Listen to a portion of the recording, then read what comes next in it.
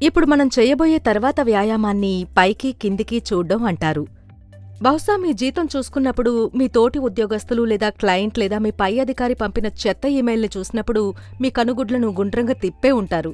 అయితే ఈసారి దాన్ని ఎలా చెయ్యాలో నేర్చుకోబోతున్నారు. ఎందుకంటే అది మీ కంటి పైభాగం, కింద భాగంలో ఉన్న కండరాల ఒత్తిడిని తగ్గించడానికి ఉపయోగపడుతుంది. ఇది చాలా సరళమైంది. మీ చేతిని బయటకు చాపండి, తర్వాత పిడికిలి బిగించి బొటనవేలిని పైకి తీయండి. రైట్? ఇంకో ముఖ్యమైన విషయం ఏంటంటే మీ మెడ, నడుముని వంచకుండా తిన్నగా ఉంచాలని మర్చిపోకండి. ఇప్పుడు మీరు మీ వేలిని పైకి లేపడం మొదలుపెట్టండి. మీ దృష్టిని మీ బొటనవేలి మీదే ఉంచండి. ఇప్పుడు మీరు మీ మెడ వెనక్కి వంచకుండా దాన్ని సాధ్యమైనంత పైకి తీసుకువెళ్ళండి. ఇప్పుడు నెమ్మదిగా మీ గెడ్డం కిందికి వంచకుండా వేలిని కిందికి దించడం మొదలుపెట్టండి. ఆ వేలి మీదే దృష్టి పెట్టండి.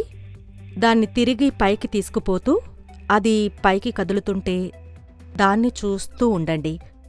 అలా పైపైకి తీసుకుపోతూ మెడని వంచకుండా దాన్ని కిందికి దించండి. దాన్ని చూస్తుండండి. చివరిగా మధ్యకి తీసుకురండి. దీన్ని మీరు 5 సార్ల వరకు చెయ్యొచ్చు.